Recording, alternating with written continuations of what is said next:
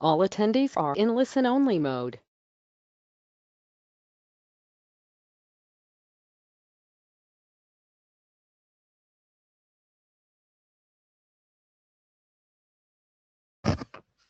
Okay, good morning, everybody. Can you hear me okay? Yes, Faith, we can. Okay, that's good. Great. Okay, so good morning, everybody. Welcome to this webinar, the ENRICH in China webinar. Thank you for attending. I'm sure you're as excited as I am at the moment to hear what our speakers have to say today. This is going to be a very interesting webinar. So this webinar is brought to you by ENRICH in China. ENRICH in China is an international network of European organizations and China-based centers and soft landing zones that have been set up to support European science, tech and innovation companies looking to succeed in collaborating with China. This is achieved through our unique network of experienced professionals providing a comprehensive range of both practical and strategic services that can support your organization as you navigate this environment.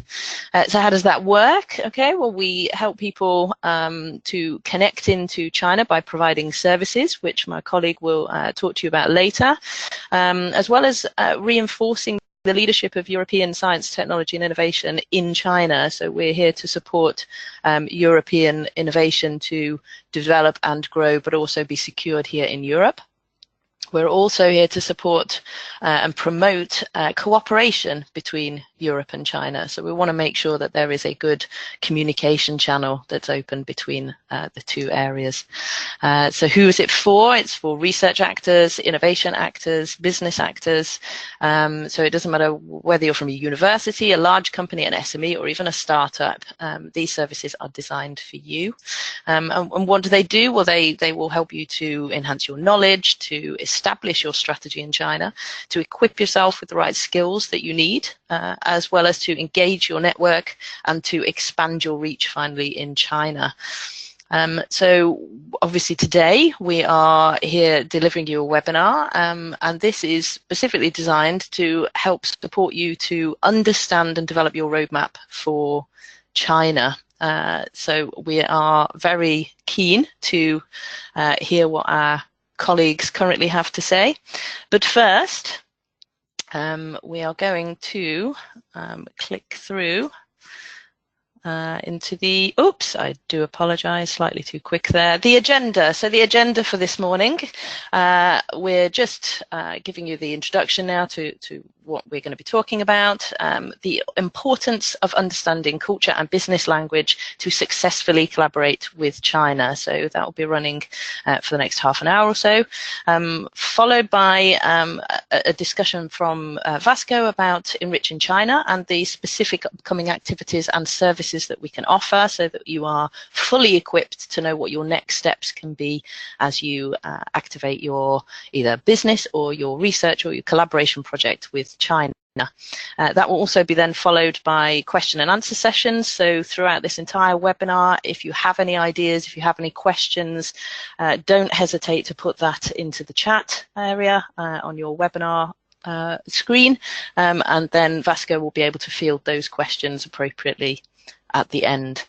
So at this point, I will now give you a bit of an overview of what we're talking about. So what we're witnessing in China at the moment is that China is growing as one of the fastest economies in the world, with an increasing shift in its mindset away from the copycat production, which it has been known for in the past, to more innovation and ingenuity. This means that China offers a very interesting and exciting opportunity for businesses here in Europe, with options such as technology transfer, project collaborations, knowledge exchange, etc. That's offering real value now. If that can be successful, this is real value for Europeans. However, working with China is also very different, different cultural experience to working with EU actors, and it's therefore essential to understand the cultural expectations, the requirements, and the etiquette that you need to have to be able to find greater success in your projects and collaborations. So this webinar is aimed to give you not only increased knowledge, but also competence and ultimately then confidence in what you're doing with China. We'll be covering the importance of Guanxi in China, the gift economy, and China's organizational culture. So some real practical tips, practical insights from our colleagues at the University of Nottingham, who will be able to guide you through this landscape and give you some real good skills to help you as you progress forward. So at this point, I'm going to introduce you to our colleagues for today.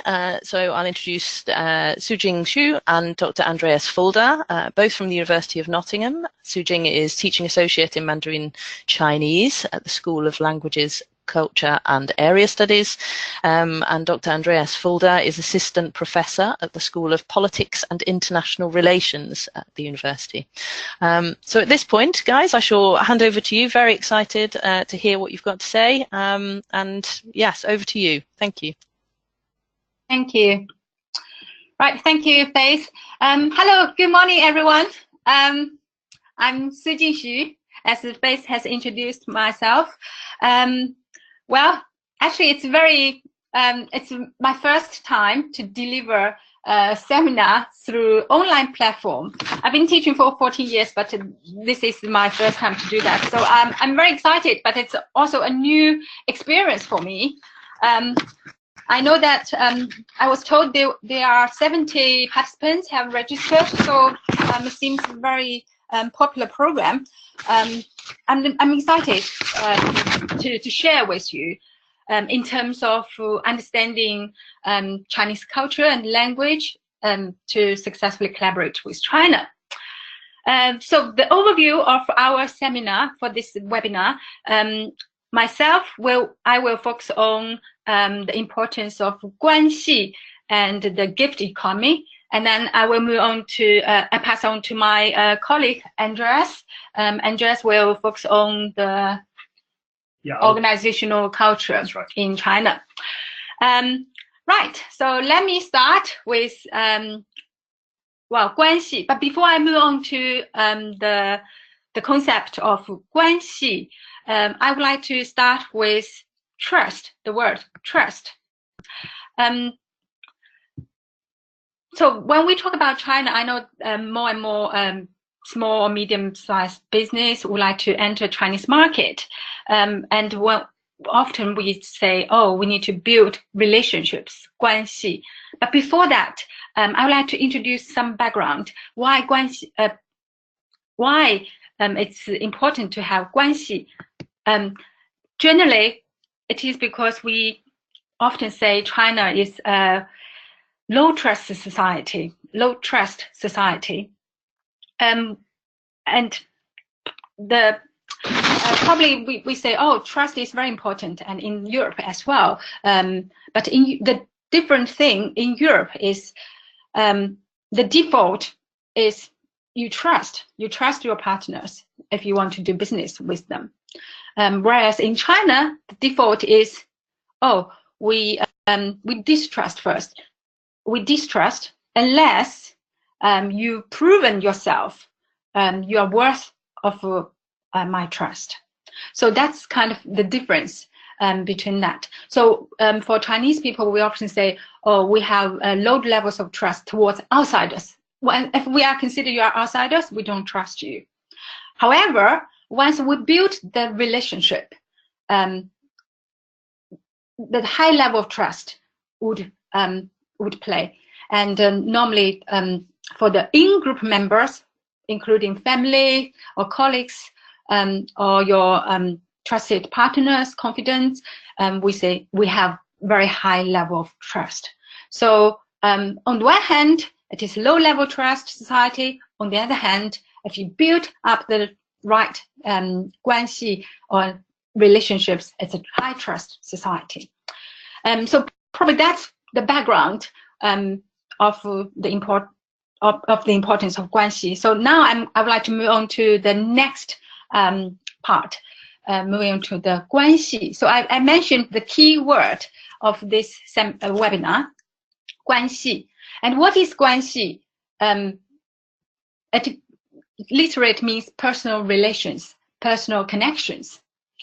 And again, in China, I should say, still the whole system, the political economic systems are very intransparent. The resources are often distributed intransparently or unequally. This is why getting to know someone or building a good relationship with the right person becomes very important. A lot of the time, Chinese people like to have things done or sort out their things through their informal networks, relatives, families, rather than through institution. And also, Chinese people try to reduce the complexity and uncertainty through personal relationships. So that's why 关系 is so important. Given 关系 is so important, Chinese people do spend a lot of time to build networks. So another term we often say is 关系网, the networks. So people often refer to one has connection with. So you, I would like to show you a picture here to demonstrate the difference between the relationships in Germany and in China. You can see from the contrast of these two images. In Germany, it's the network is simpler, it's more straightforward. Whereas in China, different layers, the complexity of networks, of the relationships, it's just different levels. And that shows you how important and how complex sometimes it is to build networks, to build relationships. Talking about that, when we talk about 关系, we often say there are three dimensions. The first, instrumental dimension. The second, emotional dimension. And the third, ritualistic dimension. So what I mean by the instrumental dimension is that it literally means poor social relationships, 拉关系. So it is an active way to build relationships. It's more instrumental through gift giving, and normally it's through favors as well. So you build up particular relationships in order to gain benefits, we often say this kind of dimension of 关系 is selfish and privatalistic. Whereas often it is instrumental, but we can't deny there are emotional side as well. There are authentic feelings of the relationships as well. So that comes to the second dimension, the emotional dimension.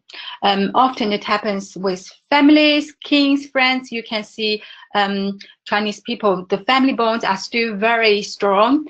The kings, the relationships are very strong. So often the family members feel obliged to do things for their family members. But again, if with friends, with business partners, if you build up that kind of relationships, the authentic feelings also get involved. The third dimension of 关系 is ritualistic. What I mean by ritualistic, basically it's ritual or gift. So Chinese people build these relationships, the instrumental and the emotional relationships, through gift giving, and it's reciprocity. And this kind of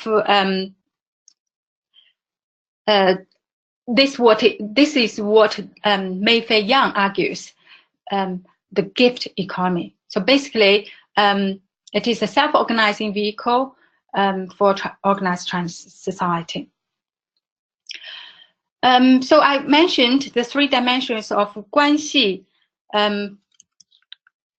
and I also introduced the concept of gift economy.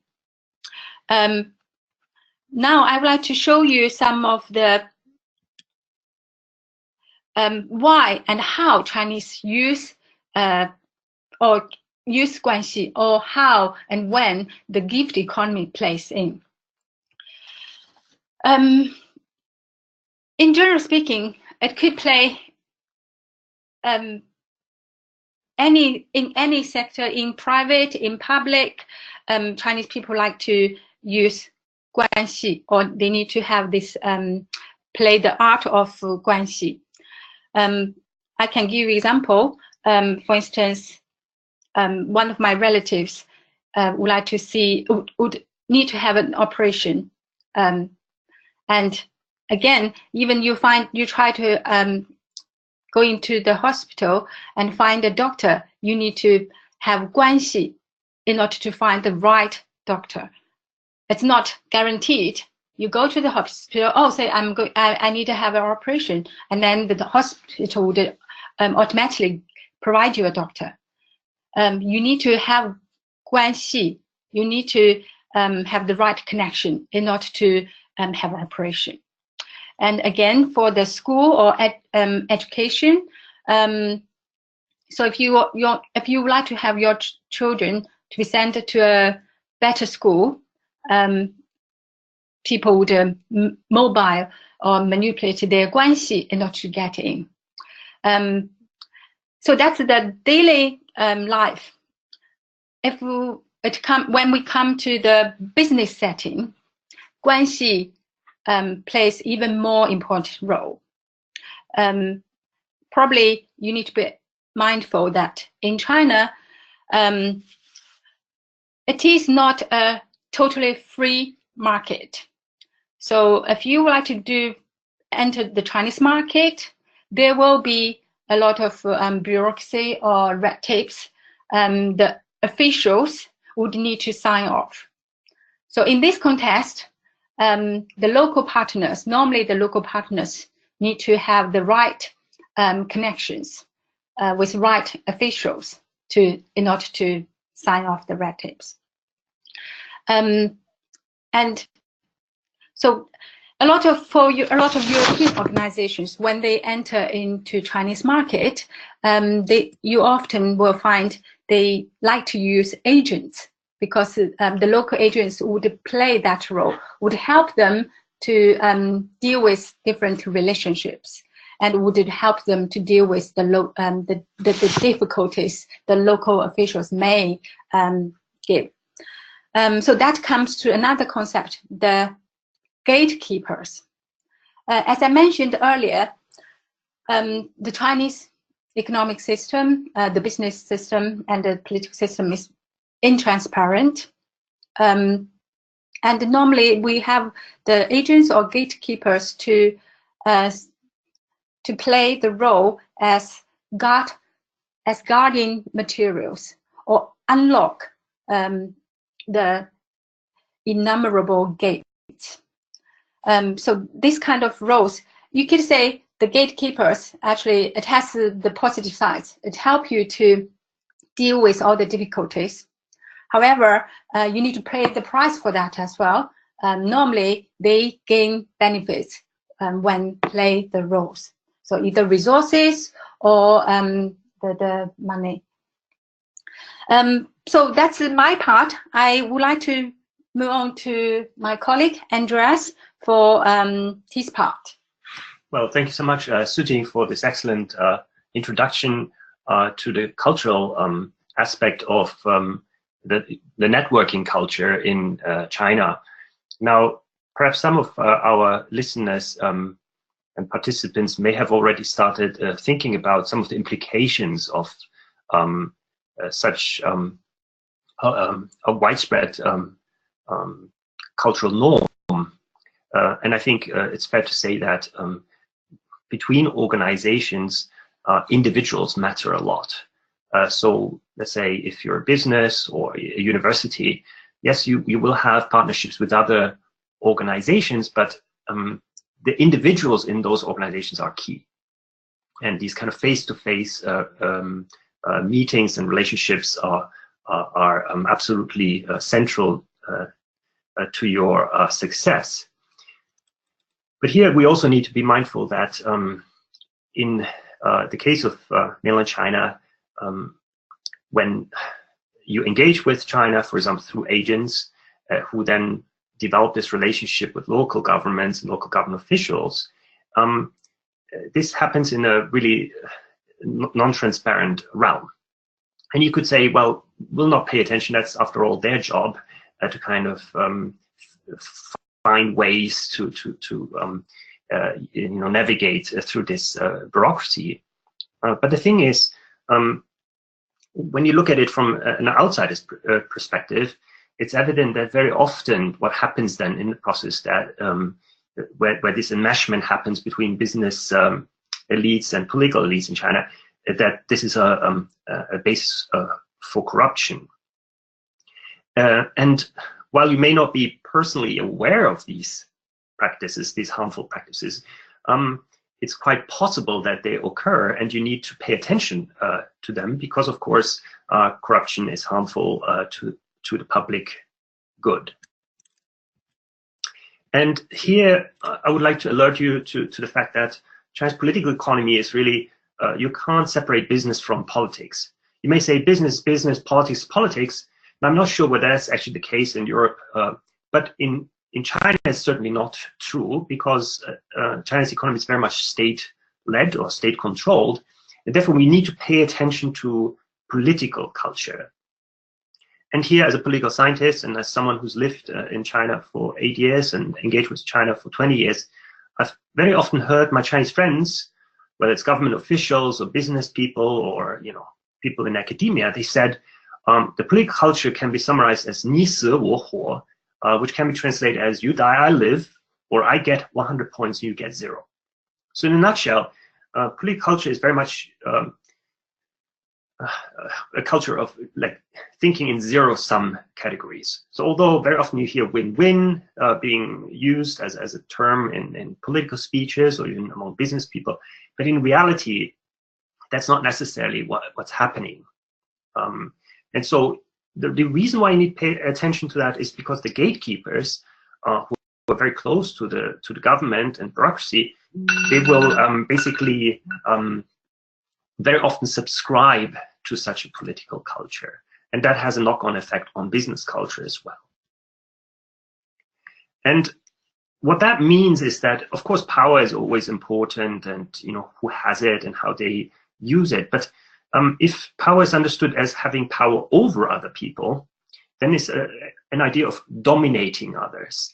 And I think if I understood Sujing correctly, in business, it's really important to trust people, and it's not really about who is the top dog, who dominates the other side, because very often it's a give and take, and yes, it's negotiation, but it's kind of, it's more a horizontal relationship rather than a hierarchical relationship, or at least that's ideally how it should be. But again, in the case of China, that's not necessarily what we see, and this has, as I said, this knock-on effect on business as well. There's a third point, and this is quite important for you to bear in mind because we're talking about mainland China. In recent years, there has been an increased awareness that the Chinese Communist Party basically has been viewing the world very much in a binary way, where they distinguish between friends and enemies. Now, I disagree with that kind of worldview. However, based on that perception, they distinguish basically between three groups of people: people who are part of the Chinese Communist Party and who support it, people in the middle who are neither here nor there, and people that they often label as enemies. That could be minorities, religious groups, foreigners hell-bent on changing China against its will or her will.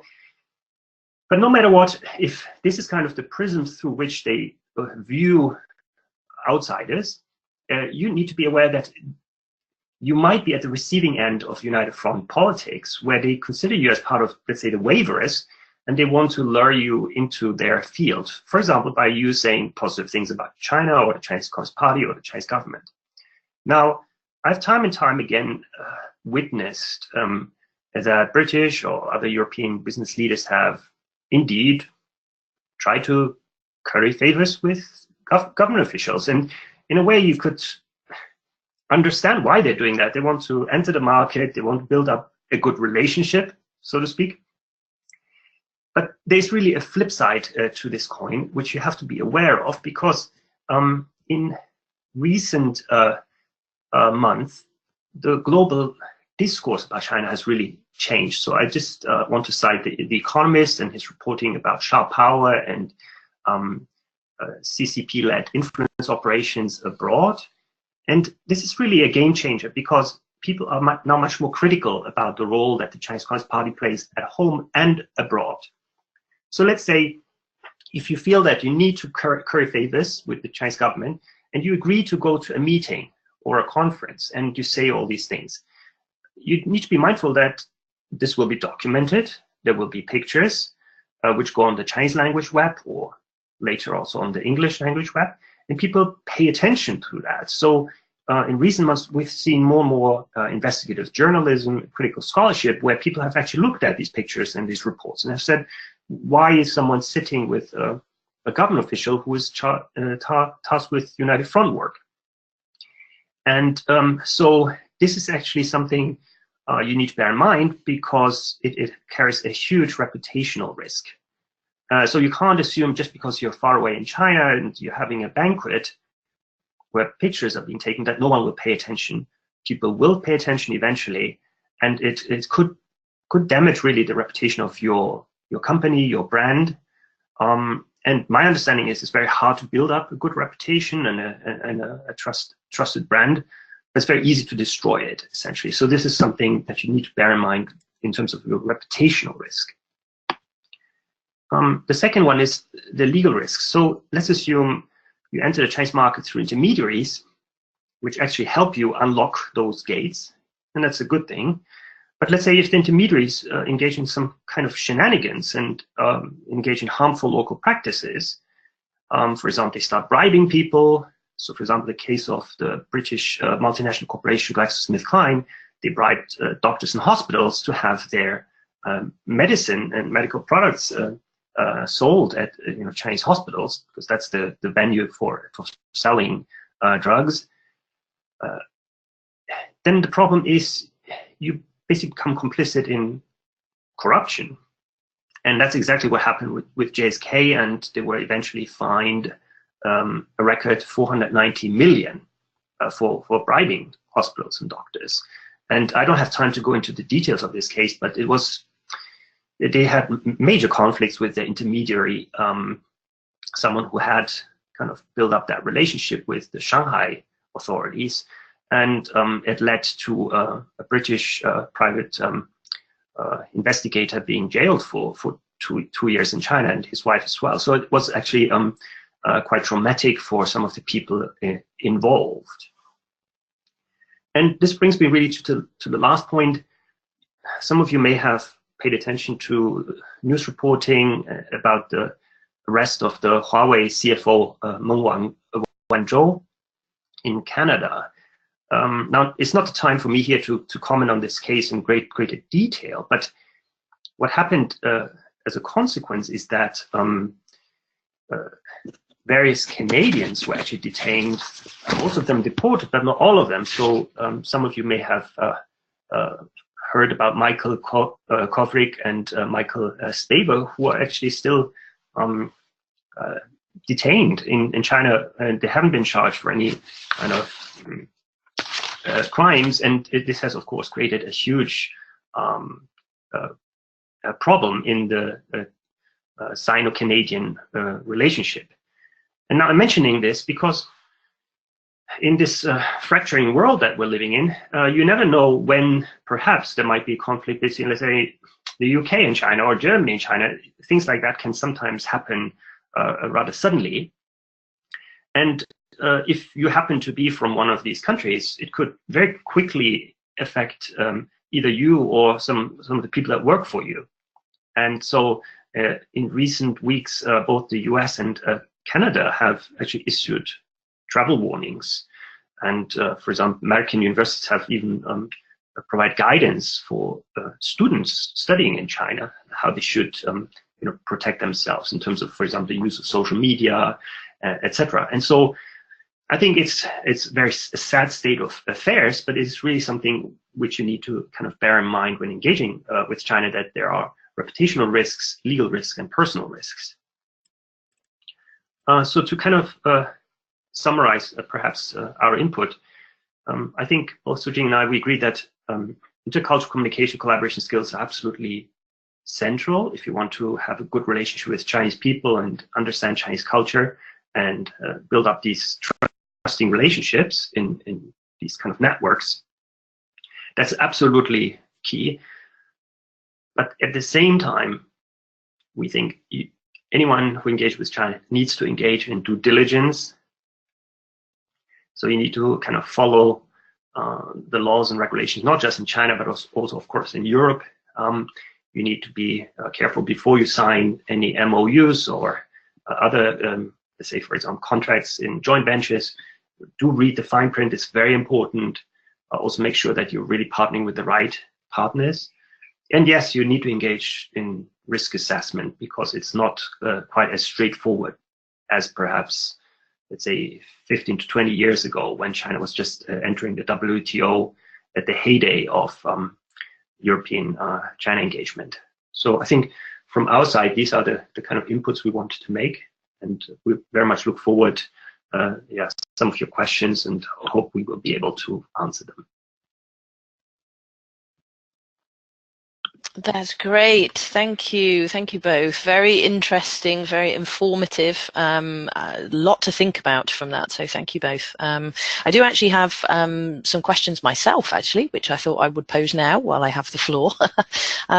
So, I mean, you've talked a lot about there's some risks. There's the personal, the legal sort of risks that are involved, and that somebody should do this due diligence, as you suggested. But I was wondering if you had any tips or any advice on what kind of due diligence that they can do, or any input to say how do they find the right kind of gatekeepers. Obviously we've got ENRICH in China and the soft landing zones, but are there any personal tips, I suppose, for what they can do themselves to make themselves ready for doing the due diligence?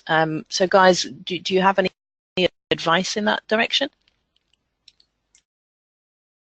Yeah, that's an excellent question, but also quite, let's say, difficult to answer in a general way, because it will really depend what you're doing. So, for example, if you travel to China just to source products and you're planning to import them to Europe, that's fairly straightforward. That's been going on for a long time. That's not difficult, and because China is basically the global supply chain, the manufacturing base of the world economy, you can do that. It's not complicated. I think where it gets more tricky is when you start trying to sell products and services to the Chinese market, where you, let's say, manufacture in China for Chinese consumption. And that's where the gatekeeping starts and where market access is key. And my understanding is that the European Chamber of Commerce, the US Chamber of Commerce has for a long time complained about limits to market access, especially in the field of services and financial services. Now, there are two ways to look at that. You could say, well, good for the Chinese government to kind of control that opening process. Some other, let's say, developing countries perhaps open up their markets too quickly and they didn't protect their local industries and businesses, and therefore suffered as a result. But perhaps in the Chinese case, one could say maybe they've been gatekeeping too much. So there have been very long-standing complaints about that. But these kind of decisions are not being taken at the local level. For example, whether or not the financial industry opens up to European competition is not something a local government official in Beijing or Shanghai will decide. This is really being decided at the very top. So this is really something, a conversation you would need to have with European politicians that travel to China, let's say Merkel or Theresa May or whoever else, for them to make the case for market access. But I'm mindful, maybe you want personal tips how to kind of develop that relationship and to overcome some of these obstacles. I do think joint ventures are the obvious kind of vehicle that many organizations have taken. But again, here, look at the fine print, because if you sign a joint venture agreement which forces you to hand over, for example, your intellectual property, your blueprints, as a condition of entering the market, perhaps don't do that, because it's not in your long-term interest to kind of lose your competitive advantage. Or if you've already entered a joint venture, make sure that your Chinese partners actually live up to these promises. And so you also need to engage in some what could be termed sincerity tests, and see how sincere your partners are. Don't just jump right in. See whether they live up to their commitments, and if they do, then all the power to you, because you have perhaps a good relationship that will last a very long time. But I think it's not a good idea to travel to China, go to these banquets and feel like you've been treated so well, and then just sign an agreement straight away. Do bring the paperwork home, let your lawyers have a look at it, do your internal due diligence, and do invest some time and energy to do that, and then you can still decide to develop that relationship.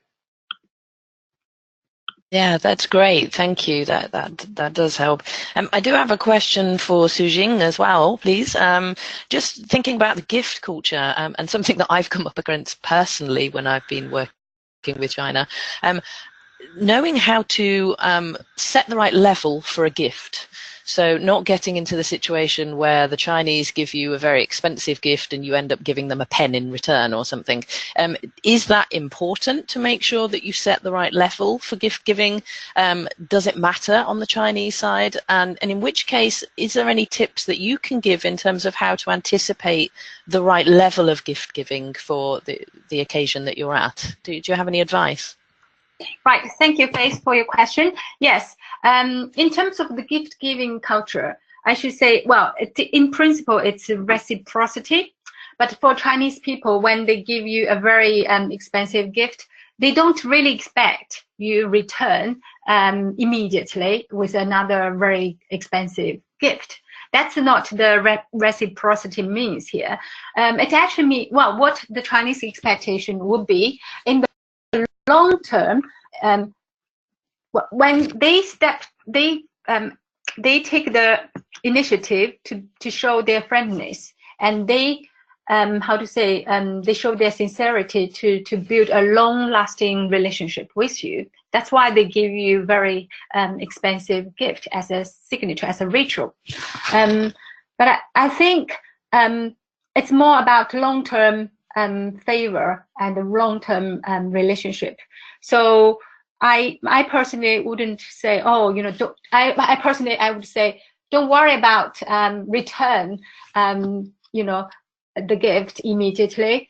However, probably you need to, if you are accepting the gift, think about in the long run what kind of favors your Chinese partners may expect from you, and in what ways you will be able to return. So it's more about favors. It's gifts. The actual gifts are just a symbolic meanings, but there are favors of expectation behind. So think about that when you receive or give gifts. I hope yes, that okay. Yes, yeah, that's it. So it's basically the idea of the long term, and saying, the gift giving is not just in the moment. It's not just hand over a small gift and then that's it and it's forgotten about. This is about building relationships. So it's about setting expectations, building relationships, but thinking about the long term right from the beginning. Yes. So they are setting that level of long term. Yes, that's right. Yes. For ongoing. That's great. That's great. Thank you. Okay. Well, at this point, I shall now hand over to Vasco, who's going to talk to you about ENRICH in China and some of the upcoming activities, as well as deal with any other further questions that you might have. So do feel free to put those into the chat section if you've got any questions coming out of this. But for now, I shall hand over to Vasco. Thank you, Vasco.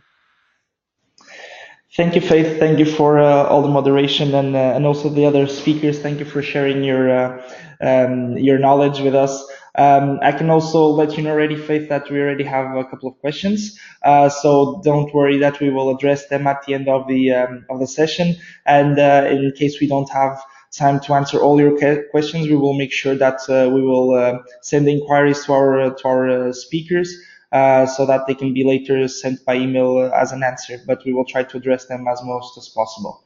So, as Faith already made a brief introduction about ENRICH in China, I will just go very briefly through our current service portfolio and some of the concrete activities we can support to our European clients. Also give you some examples of past activities, the recent past, since ENRICH in China has been going on now since its implementation in October 2017, so a bit over a year now.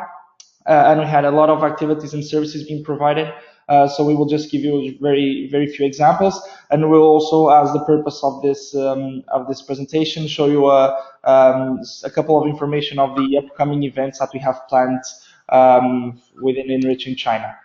So regarding our service portfolio, and I believe that most of the people that have been following ENRICH in China recently are also aware, so I don't want to go very, very deeply under each one. I will just pick a couple or three examples.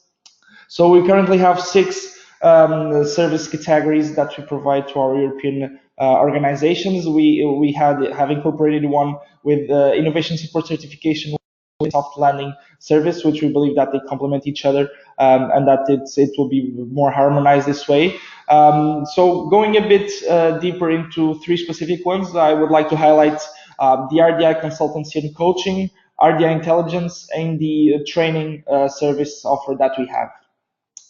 So within the consultancy and coaching service, ENRICH in China is fully prepared through its implementing partners and its network of contacts to support in consultancy services with a tailor-made approach to the needs of the client. And we can also focus on a specific needs or obstacle that the client may be looking for to overcome, which would be more focused on a coaching service. This will be a more simplified approach. In case of choosing a consultancy service, this would be a longer run approach and a more complete service provided to the client. So just to give you, for example, an example, I would show you that we would have a contact from a medical device company based in Europe, which is looking for restructuring its international department in order to develop an innovative product in the Chinese market. So the way we would see this problem is we would address it by supporting their restructuring of the R&D department in China and try to develop a new strategy with a more focused and innovative products towards the Chinese market. So this would involve market studies and analysis of the context of the medical device industry in China, so that the company would be better prepared to enter the Chinese market. Moving on to the RDI intelligence service, we actually have currently here Faith from Steinbeis, which is responsible for the service category. But in this service category would include the development of various reports, market studies, feasibility studies, any exploitation strategy or foresight analysis that the company would need. So basically, the output of this service would come out as a publication or a concrete report that would bring knowledge to the client, and that would feed with information relevant for their business. So having as an example, I'm picking on, for example, RDI landscape analysis. This would involve a lot of desk research and online surveys developed by ENRICH in China, together with some expert interviews, as we have here, for example, the experts from Nottingham University. We have a large network of contacts which would be available to give interviews and share their knowledge with us in order to complete a very detailed report. And we also organize, if as needed, thematic workshops or expert panels or roundtable sessions to further discuss and complete this report. Moving on to trainings, we actually have been, we delivered around 16 trainings in 2016. These webinars are within this service category of trainings. We also have it in the form of workshops as a physical workshop. And we do this by organizing by ourselves in different topics, but we can also organize it for a specific client which seeks for more information, for example, as a cluster or a business association that would like to provide this e-training service to their associates or members. We would also provide the tailor-made service to this. So as I mentioned, we have two different types of trainings. We have workshops and webinars. We can both provide this in a tailor-made perspective, and we also have some various topics which we can approach, as the Chinese STI landscape, funding programs, and also reference to the co-funding mechanism with China, which most of you might be aware. We can also discuss on the Industry 4.0 sector, which is also currently booming in China. So we have various topics which you can touch and approach, and that could be relevant for your business in China. Moving on from the service portfolio, but also briefly touching one of the categories, I would like to introduce to you our soft landing zones network. So basically, in mid of 2018, we have certified 4 organizations based in China, which are currently located in Beijing, Shanghai, Suzhou, and Xixizhuang. So basically, these are organizations that can provide soft landing and co-working services to European clients. Basically, we have made a selection of a pool of organizations that are based in China and that could provide quality services to European clients which intend to establish themselves in China, but would like to have a first approach or just having a co-working space for the time being, or having more information of a local city that could benefit from soft landing services that these organizations can provide. So going a bit into detail in each one of them, we have Rongtong Science and Technology Group, which is based in Beijing. Basically, this group, besides the incubation and the soft landing services, they also have venture capital investments and real estate sectors, so they can also fully support in all of these aspects. They are located in the northwest of Beijing, so it's also they have a very large facilities and that can fully provide services to European clients. They also have a very big portfolio of European customers, which are also very satisfied with their services. In Shanghai, we have Shanghai Finchi Innovation Center.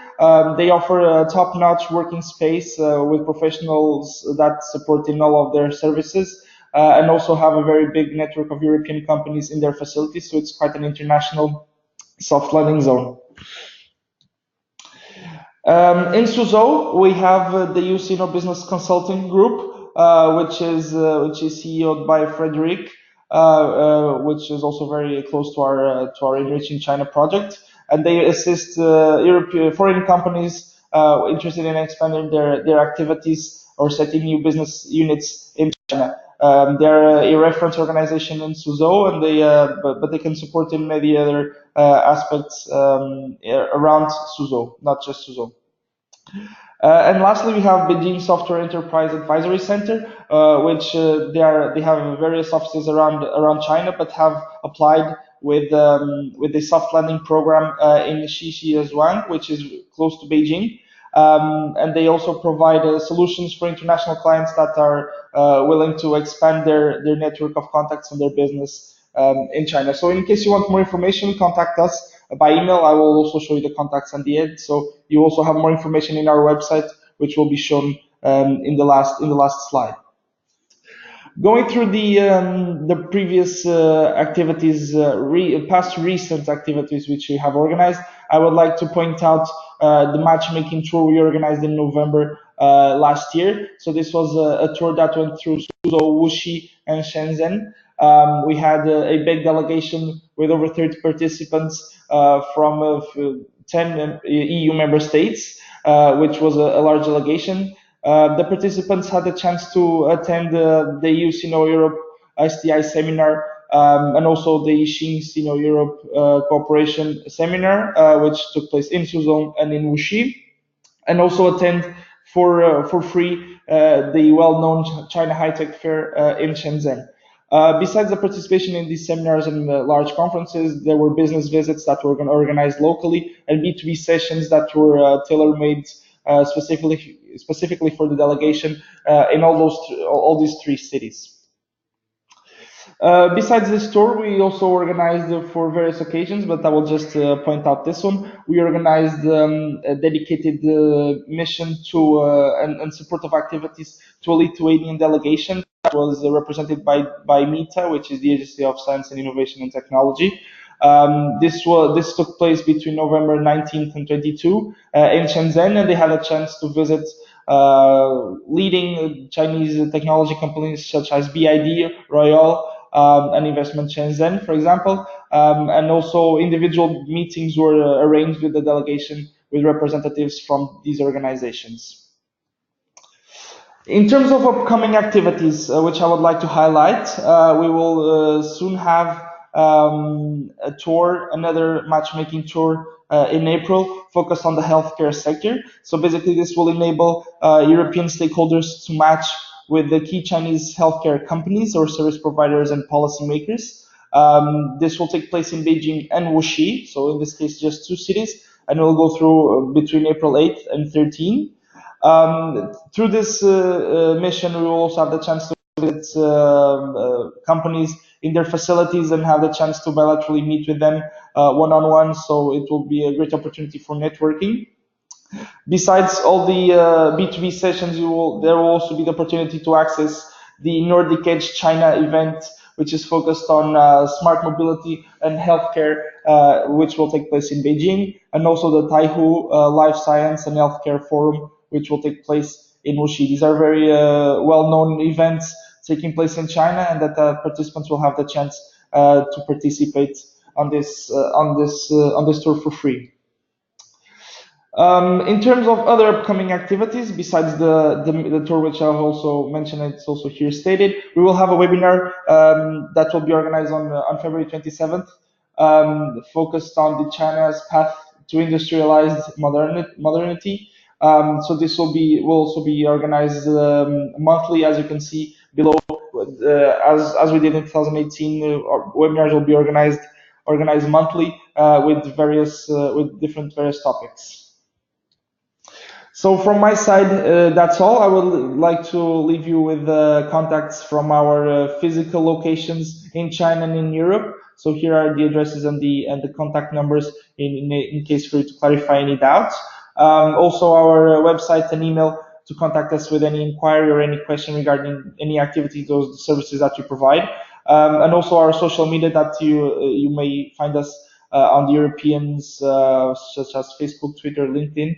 And also on the China-related ones such as WeChat and Weibo. We are present in all of them, and you can also get the most updated information of the upcoming activities over our social network. So thank you very much for attending and for participating. I will now look into the questions that have been raised so far, and we will try to reply to some of them during the session. So let's have a look here. Okay, we have quite a number of questions. I would like to go into a question which was actually briefly discussed, a question that came from Faith. But we have a question regarding the gift exchange, which I would like maybe Sujing to reply, which focuses on, for example, a cluster that is organizing a B2B meeting in China.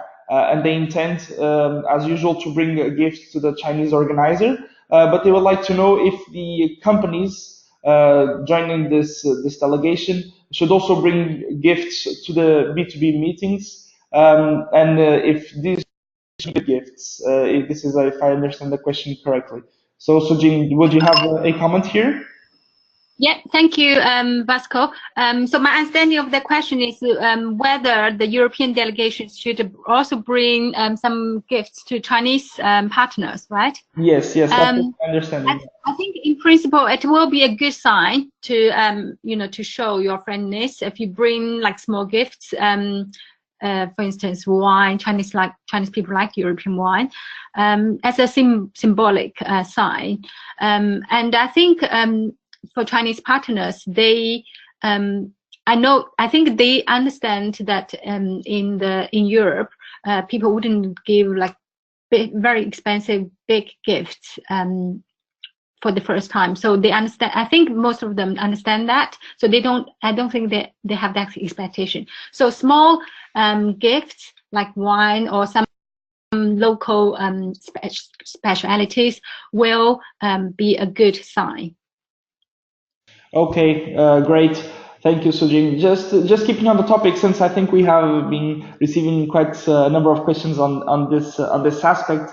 We have a question regarding, for example, a meeting that will take place with several people. Would it be necessary a gift for each one of them in case of the meeting with more than one one person? In principle, it would be a good idea to at least bring one for one key partner. But if you could, like for some very small gifts, if you could bring more than one, it would be even better. But I don't think there's a kind of particular expectation for that. So at least for the key partner. But just bear in mind, normally for Chinese people, they would, I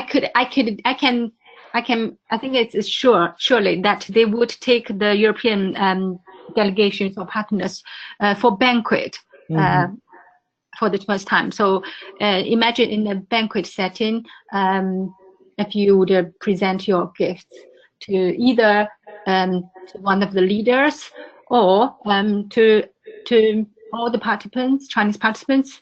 It's up to you. Yeah. Okay, perfect. Thank you very much, Sujing. I would like to maybe change the topic here in terms of the questions, moving, I think, from Guanxi and gift exchange, and talk, since we have a couple of questions on the importance of the agent in China, and maybe this question would be addressed to Andreas. But if it's possible to this question which we received is, if in your point of view, what is really the main role and task of an agent? Okay, that's a very good question. I do think that it really depends on the sector. So, for example, I know that in higher education, okay, because I'm working at a university, agents are being employed to unlock one particular market, and that is overseas students from China, international students that come, let's say, to the UK or to other parts of Europe. And of course, then it becomes very important to identify the right agents that can contact, let's say, Chinese higher education institutions. Again, they may expect something in return. And I think the challenge is first not just to identify the right agents, but also to make sure that what they're doing is above board. Because what you really don't want to do is to turn a blind eye to recruitment practices, for example. Because again, for example, if you were to recruit from China, you still need to uphold what we call tariffs. So for example, if you invite international students from China to come to the UK to study, you at least need to make sure that they understand English, that they can write English to a good standard, because otherwise they can't follow the courses here in the UK at the university level. So cutting corners there would be very, very problematic. And therefore, if you're a company, if you're an organization and you work through agents, that's fine. But I do think you need to work very closely with them to make sure that you understand what's going on, what kind of practices they engage in, because it can be a good model. But as I said, there are some risks of working through agents without paying attention. Okay, thank you, Andreas. Since I changed to this topic, and we also have other questions on this, we have a question which is maybe quite personal, or in terms of opinion. But if you would have to identify a question which would be fundamental to ask, what would that question be in order to assess the agent the best? Which would be that question that would give you the results you're looking for in terms of assessing the agent? Okay, that's an excellent question. Again, I think the key is their professional ethics and their professionalism. And I think if you recruit agents, when you have your interviews or your meetings, I think you could be quite direct. You could say, so would you be willing to hand over an envelope full of cash if that smooths the transaction? And then you see their reaction, because it's really important that they find a good answer to that question, not only because it's obviously part of the due diligence, and we have to abide by our European regulations not to engage in bribery abroad, but it's also then important to see what they come up with in terms of how they understand these relationships. And if they say, well, that's what we have to do in China to enter the market, well, then you've got an honest answer, perhaps, but it's also one that should really raise the alarm bells. Mm-hmm. But ultimately, that is then something you need to discuss internally in your organization. Whether you can trust the agent, whether they're professional. So that's what I would say. Be quite direct, because there's no way avoiding some of the hard issues here. Okay, perfect. Thank you very much. I think we are on time now to give in to this webinar. There are a couple of questions that are still here asked, but also more or less around the same topics. So I believe some of them were also partially answered through answering other ones. But in any case, all the questions that have not been fully answered will be sent to the speakers. And then the replies will be sent directly to the participants, so that they can have a tailored answer to their question by email. So I think from my side, I would like to thank once again to Faith, our project partner from Steinbeis, and also thank the speakers, which were very happy to receive this invitation, and we thank you very much for sharing your knowledge here with us. And we hope to have you soon again with us in a webinar in the future. And also thank you for all the participants that attended, and we hope it brought valuable information for you and your business. And we wish you success in your relationships with China. So once again, thank you very much to all, and see you next time. Thank you, Vasco. Thank you very much for organizing it. Thank you very much. Thank you, Faith.